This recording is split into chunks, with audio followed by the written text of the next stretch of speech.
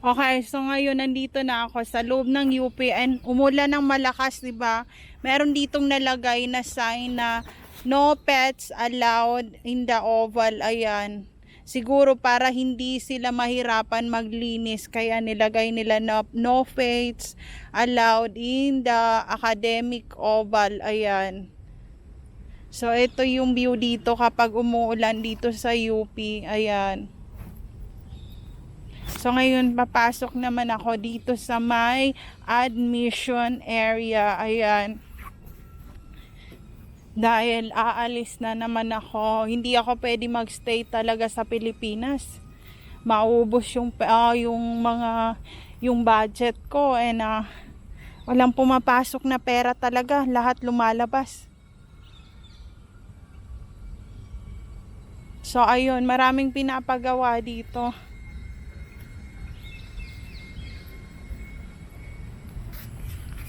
So ayun, lahat nung hindi ako pwedeng tumagal dito sa Pilipinas kasi lahat ng budget ko talaga nauubos dahil lahat lumalabas yung budget and walang pumapasok na income.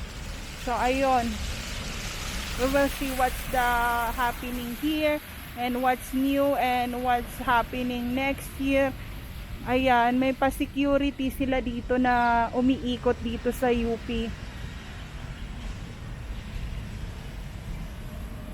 So, ayan, lakad muna akong konti.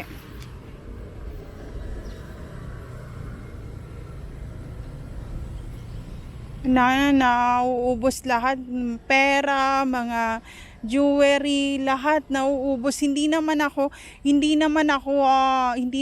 kumakain araw-araw, hindi naman ako gumagastos. Pero nawawala yung pera, yung jewelry, lahat nawawala talaga. And hindi ko na alam anong gagawin.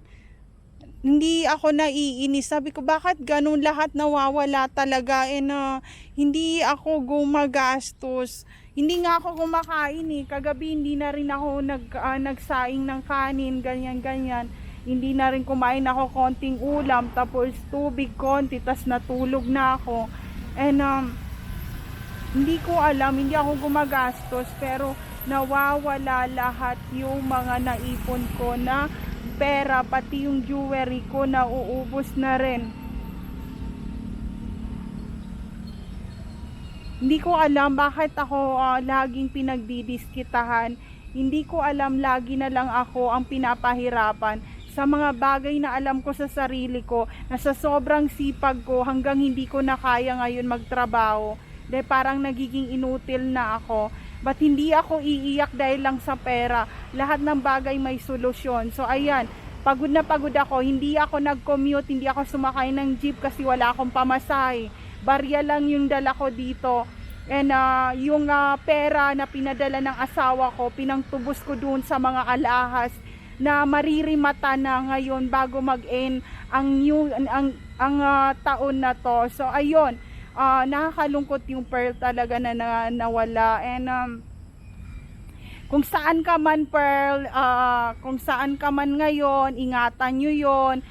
Sobrang dugot, pawis at paghihirap at sobrang daming isinulat at pag-iisip ng asawa ko, mabili lang ang Pearl na yan. So ayun lang, konsensya nyo na yon.